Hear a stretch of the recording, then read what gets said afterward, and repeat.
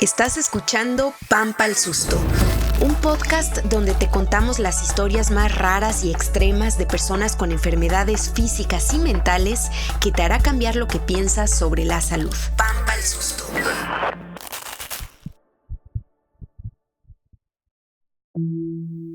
Ser de estatura baja puede que no sea un problema para muchas personas, pero cuando mides menos de 1,5 metros, la vida se complica. Se complicó para Aide desde la preparatoria y para buena parte de las 30,000 personas en México que viven con una mutación genética que impide que sus articulaciones sigan creciendo. Y el número es un aproximado porque México no cuenta con cifras oficiales. Lo cierto es que 1 de cada 20,000 personas presenta esa mutación genética. Y aunque para muchos las personas de talla baja son temas de risa, otros se han tomado en serio esta discapacidad que han llevado el tema a las más altas alturas de las políticas públicas. Soy Itzel Gómez y esto es Pampa al Susto.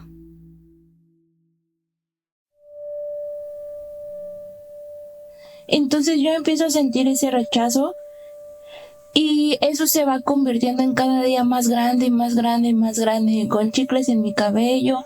Me aventaban mi mochila desde el 4º piso y como estaba el barandal, pues yo no podía ver hacia abajo, no sabía en dónde estaba mi mochila. Era muy difícil, la verdad. Y era difícil porque yo no podía entender por qué. Si realmente yo no les hacía nada, no los agredía. Lo único que quería era estudiar y convivir. Ella es Aide Villa Vázquez, de 31 años. Me cuenta la etapa más complicada de su vida hace 15 años, cuando empezaba la preparatoria y sufría tantos hostigamientos que terminaba escondida en los sanitarios de su colegio. Y decidí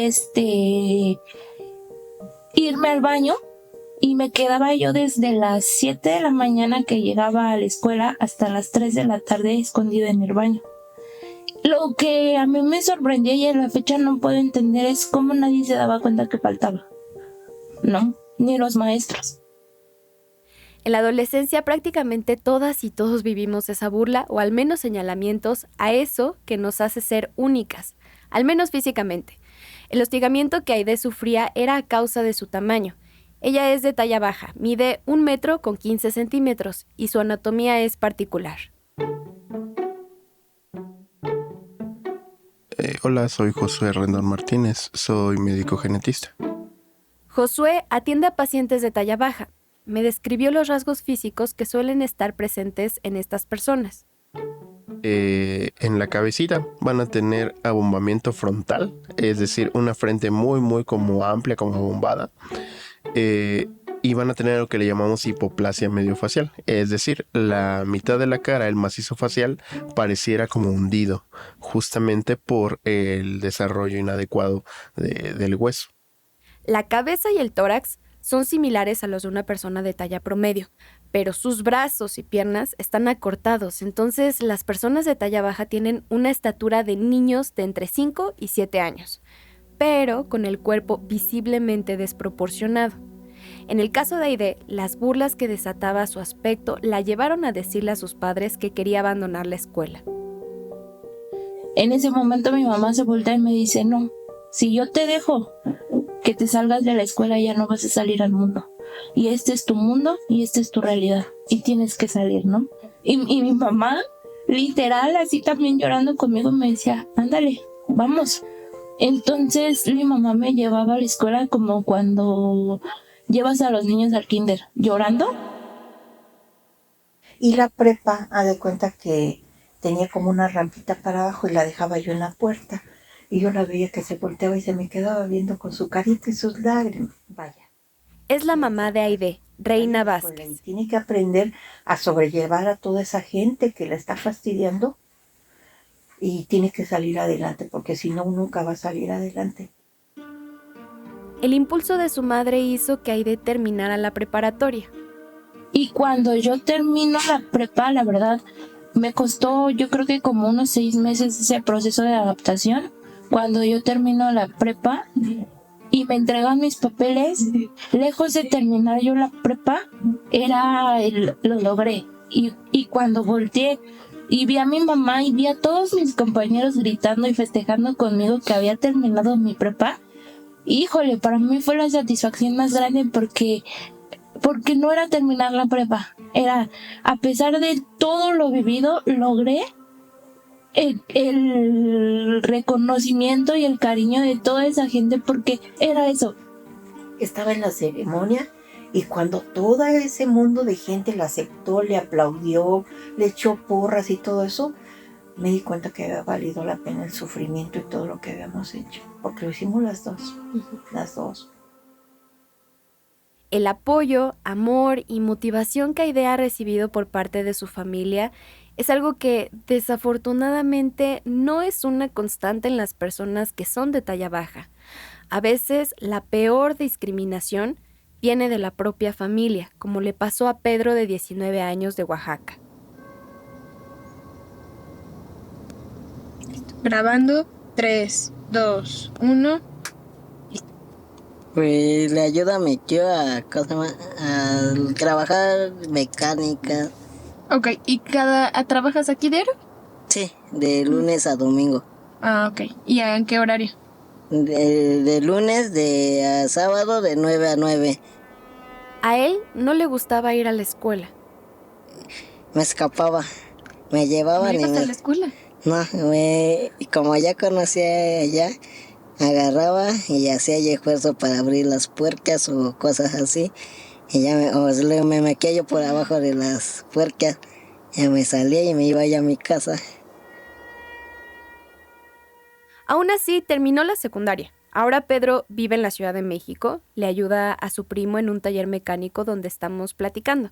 Me cuenta que le va bien, pero también tiene recuerdos de su infancia no tan buenos. Por ejemplo, me cuenta que un día, cuando era un bebé, su mamá estaba por bañarlo. Había puesto a calentar agua y salió por un momento mientras una señora cuidaba a Pedro.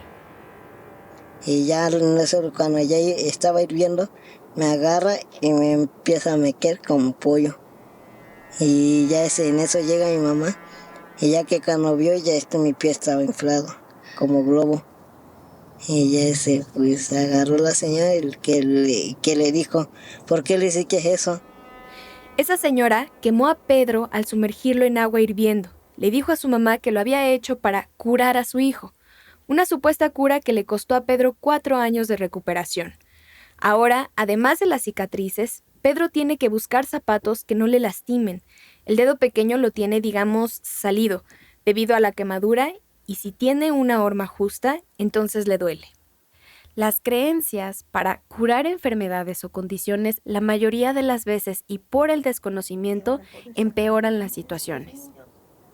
Y en efecto, visité a gente porque tenía una tía que me decía, no, es que a lo mejor alguien te hizo mal. Ese tipo de comentarios recibía a Reina, la mamá de Aide. Fui con brujos, fui con gente que leía cartas, hasta que llegué con un señor de ahí de Chabacano, pero no me acuerdo a qué se dedicaba. Me dijo, ¿sabes qué, hija? Quítate de tantas tonterías. Esto es genético y no hay poder humano que lo pueda corregir. Ese señor tenía razón. El ser de talla baja no tiene que ver con lo que una haga o deje de hacer, sino con algo que prácticamente no podemos controlar. Los genes. En realidad, un gen, aún más específico, una falla en un gen. Aquí es donde nos ponemos nerds porque tiene un nombre rarísimo. Se llama FGFR3. Quiere decir receptor de factor de crecimiento fibroblástico 3. En una persona promedio, el gen FGFR3 se encarga de dar la señal para que el hueso crezca. Y una vez que se logra el crecimiento promedio, se apaga, digámoslo así. Se tiene que apagar porque si no seríamos gigantes, porque no dejaríamos de crecer. Pero en una persona de talla baja, ese gen está dañado, entonces da la señal opuesta, de que el hueso no crezca. Hoy se sabe que esas fallas pueden dar como resultado más de 250 tipos de displasias óseas, así se les llama, es decir, un grupo de enfermedades que afectan al esqueleto y provocan la mayoría de ellas talla baja severa desproporcionada. La más común de ellas se le llama acondroplasia. Bueno, a mí me detectan a los 5 meses y medio del embarazo que Emiliano viene con la condición de acondroplasia. En ese momento, pues yo no sabía qué significaba el diagnóstico de acondroplasia.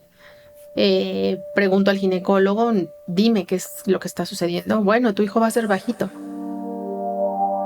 Ella es Guadalupe Gómez, es psicóloga y madre de un joven que hoy tiene 23 años, Emiliano, con acondroplasia. Uno de los tipos de talla baja en los que no se desarrollan los huesos porque los cartílagos tienen la señal de no crecer. Guadalupe me cuenta la forma tan desafortunada, por decirle de una forma amable, con la que el médico le dio el diagnóstico. Bajito, ¿cómo, no? Y me decía, pues más bajito que tú y que tu esposo. No, pero bajito, ¿cómo? No te entiendo, le dije yo. Y en eso me dijo, fue frío, muy fuerte, ¿no? Cuando me dice, bueno, pues ¿conoces a las personas que están en los circos? Cuando me dijo en los circos, dices, no, o sea, mis ojos se abrieron grandísimos y me dijo, bueno, pues los que están de enanitos en el circo. Y le dije, ¿cómo? Y me dijo, sí, va a ser así, bajito. Y dije, bueno, la palabra bajito no fue dolorosa. La palabra dolorosa fue enano, ¿no? Como tal. Era el año 2000. Ahora, cuando lo recuerda, Guadalupe piensa justo en eso, los médicos. ¿No deberían ser las personas mejor entrenadas para dar este tipo de noticias? Yo creo que aquí lo fuerte es de que los mismos médicos a veces no saben cómo darte una noticia. Y aquí también tenemos que sensibilizar a los médicos, ¿no? También a Reina, la mamá de Aide, le pasó algo similar. Seguí con las consultas y hubo un doctor que la verdad me mató porque cuando llegué con él me dijo, ¿sabes bien una cosa? Que de tu producto absolutamente nada sirve. Es un producto que no sirve. Entonces, pues te tienes que acostumbrar y tienes que ver hasta dónde puede llegar. Me salí también muy mal esa vez. A Reina no le dieron el diagnóstico durante el embarazo, sino mucho después, cuando Aide ya tenía unos meses, y Reina ya había buscado en vano algún médico que le explicara qué tenía su hija. Cuando finalmente recibió el diagnóstico, Aide tenía acondroplasia. Reina solo podía preguntarse una cosa: ¿hice algo mal? Fue un proceso muy fuerte porque tú piensas que no te mereces eso, ¿no? Porque es algo desconocido. Dices, no fumo, no tomo. ¿Y por qué otras personas que fuman, que toman, tienen a unos niños tan perfectos? Yo me acuerdo que lloraba con mi mamá y le decía, ¿por qué, mamá? Porque a mí me tocó. ¿Por qué? Porque si yo he tratado de hacer todas las cosas bien. Y ella me dijo, no te preocupes. Tú no te preocupes. Y no, de nuevo, no tiene nada que ver con lo que hagas o dejes de hacer, sino con los genes. Y en algunos casos la herencia. Hoy se sabe que 11% de los casos de talla baja suceden porque alguno de los padres ya contaba con el material genético del FGFR3 afectado, y 89% ocurre en el momento de la replicación celular, en el embarazo. Ya que se unió espermatozoide y óvulo, ahí puede haber, al momento en el que el cigoto empieza a replicar, ahí puede haber un error en el copiado de las instrucciones. Tampoco ahí hay nada que hacer y en realidad no se sabe por qué sucede este error en unas personas y en otras no. Lo que se sabe es que las personas de talla baja tienen una expectativa de 12 años menos que la edad de una persona de talla promedio. Se considera como una enfermedad rara porque le pasa a una persona cada 20,000. Cuando platico con Reina, no puede evitar recordar el profundo sufrimiento que sentía esos primeros meses, luego de saber el diagnóstico de su hija, hasta que un día un doctor del hospital infantil le dijo algo que le hizo cambiar de perspectiva. Y llegó esa vez el doctor y me dijo, ¿sabes qué? tu hija no tiene nada, absolutamente nada. Agárrala y vete para tu casa. Y quítate de estar haciendo tantas conjeturas, porque tu hija puede ser la de los 10 o la de los 6, pero finalmente es tu hija. Y lo que tienes que hacer es sacarla. Deja de preocuparte y de sufrir. Y eso hizo, la sacó del consultorio y, como ya vimos, se encargó también de sacarla airosamente de la preparatoria. Lo que le dijo aquel médico a Reina es, en teoría, cierto. Las personas de talla baja son, en su mayoría, personas sanas. Aunque algunas personas pueden desarrollar complicaciones médicas como interrupciones breves de la respiración, a eso se le llama apnea, obesidad, infecciones recurrentes del oído, una curva exagerada hacia adentro de la columna lumbar o problemas más graves como estrechamiento del canal medular o hidrocefalia, que es la acumulación de líquido en el cerebro. La mayoría puede tener una vida independiente, por eso hasta hace poco en México no se consideraba como una discapacidad. Respuesta nos dicen que es porque pueden caminar, porque pueden ver, porque pueden hablar. Y al tener todo eso, pues son personas normales. Nada más que falta agregar a esta parte que ellos, su estatura no les permite hacer cosas que físicamente nosotros sí podemos hacer. Pero además de que ellos pueden hablar, pueden ver, pueden caminar, yo le agregaría que ellos también sienten como nosotros. Ella es la senadora Itzel Saray Ríos. Habla en el Senado de la República Mexicana en 2015 para exigir que se modificara la ley e incorporar la talla baja como una discapacidad. La senadora en realidad representaba a todo un movimiento de personas de talla baja y sus familias que desde 2009 empezaron a movilizarse para visibilizar que sí, aunque son personas sanas, también hay muchos casos, desde los baños, en las escuelas hasta el transporte público, que dificultan la vida de las personas de talla baja. Así lo vive Aide. El metro de la Ciudad de México es un caos para cualquier persona. Entonces, para nosotros como talla baja, yo la verdad lo evito justo por eso. Porque a veces subes al metro y no tienes ni de dónde detenerte, ¿no? ¿De dónde te agarras? De las piernas de una persona, porque al final te tienes que meter con la multitud, ¿no? Entonces a veces te ven que no puedes y están sentados en el asiento de discapacitados y no te dan el asiento, ¿no? Y te ven que te tambaleas y te ven que no. Y es eso, carecen de cultura. Entonces yo creo que es eso. Las políticas públicas son solo una parte de la historia. La otra es la cultura, la forma en la que las personas ven y tratan a la gente de talla baja. Guadalupe lo vivió durante muchos años, cuando la gente se le acercaba a su hijo. Cuando una persona, tú la encuentras y desde el primer momento lo señala y dice enano, es como voltearte y decirle, es que no es un enano, es una persona y se llama Emiliano. Enano es la palabra que usa mucha gente para referirse a las personas de talla baja. La definición de diccionario dice que enano es algo diminuto en su clase o especie, pero también un personaje de figura humana y muy baja estatura que aparece en cuentos infantiles o leyendas de tradición popular. Antes se usaba mucho esa palabra de enanismo, ¿no? Me dice Josué. De hecho, en libros de medicina viejitos, pues en vez de talla baja, así se van a referenciar como enanismo primigenio. Algunos les ponían, ¿no? Lo que te decía de talla baja, así primigenia tal cual. Pero no es solo el uso de la palabra enano, sino el significado que le damos y el efecto que genera. Somos la discapacidad, la única discapacidad que causa risa, y sí es cierto, ¿no? ¿Por qué? Te encuentras a una persona con síndrome de Down, a una persona con silla de ruedas y no te ríes. A nosotros nos ven y se ríen de nosotros. Y la verdad es tan triste porque no le encuentro la gracia, ¿no? No, ¿cuál es la gracia? Sí, soy más chaparrita que tú. Sí, mi cabeza es más grande, pero al final pienso, siento y quiero igual que tú, ¿no? Entonces, eso no te da ningún derecho a tratarme así.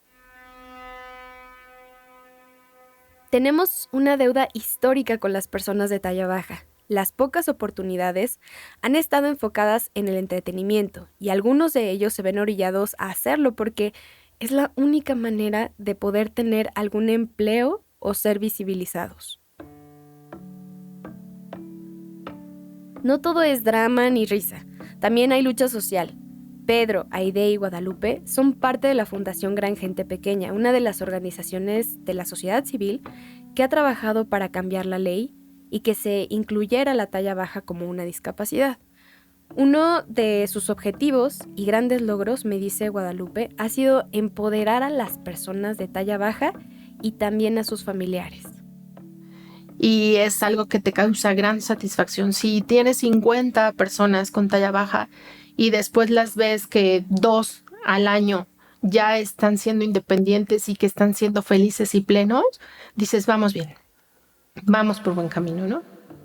También en la medicina Josué ve ese empoderamiento, un poder que nace de un buen diagnóstico y explicado de una forma clara, sensible y sencilla. Nuestro trabajo es informar a los pacientes para que ellos, lo que te comentaba, tengan ese empoderamiento con respecto a sus decisiones.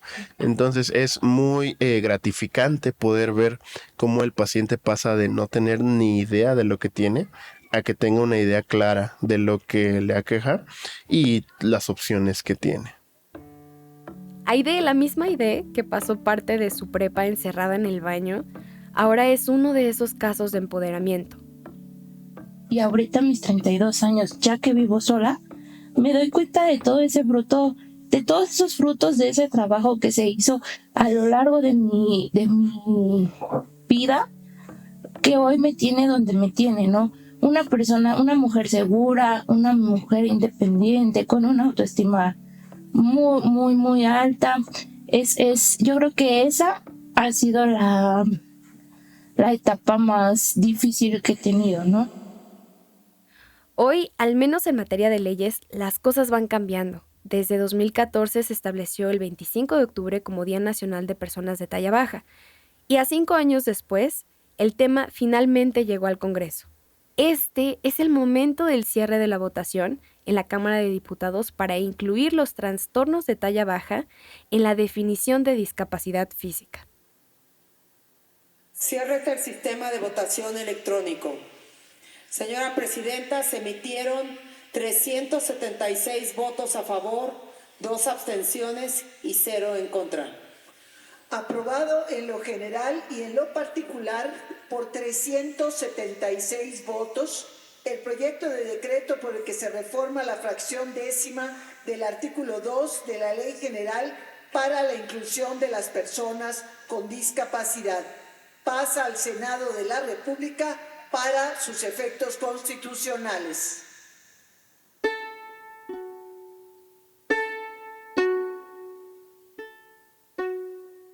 Desde el 5 de marzo de 2019, las personas con talla baja son consideradas personas con discapacidad. Y con ello, ahora pueden tener acceso a apoyos económicos y certificados de discapacidad que les permitan acceder a mejores servicios para tener una vida más cómoda. Fue un gran avance, pero lo que sigue faltando no está en las leyes, sino en nosotros, en nosotras. Lo que pasa por nuestra mente cuando vemos a una persona de talla baja. Sino es más bien abrir ese panorama, que conozcan y que al rato, lejos de a lo mejor burlarse de ellos, puedan decir, wow, o sea, este chavo es ingeniero o este chico es doctor, ¿no? Hay un doctor en Guadalajara ya. Y eso es lo que queremos, que se visibilicen también esas profesiones, porque visibilizar cosas que a lo mejor para muchos tienen interés, pero no todos, no todos pensamos igual. Aquí la senadora Diva Gastelum. País. Siendo diputados, siendo senadores, siendo grandes gerentes de empresas, están preparados para ellos. El gran debate que la gente ha querido discriminar a los hombres y mujeres de talla pequeña es si la estatura tiene que ver con su inteligencia. Yo les digo, nada más alejado de la verdad. son gente brillante, son gente preparada, gente que requiere oportunidad y que ese Día Nacional de atender, de ver con otros ojos a las personas de talla pequeña, va a visibilizar ese gran mundo de hombres y mujeres que requieren una atención pertinente.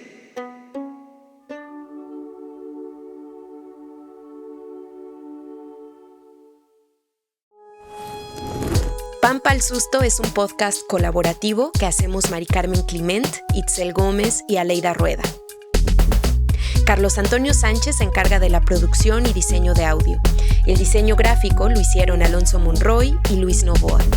Escucha Pampa al Susto en tu plataforma de podcast favorita y síguenos en Twitter e Instagram.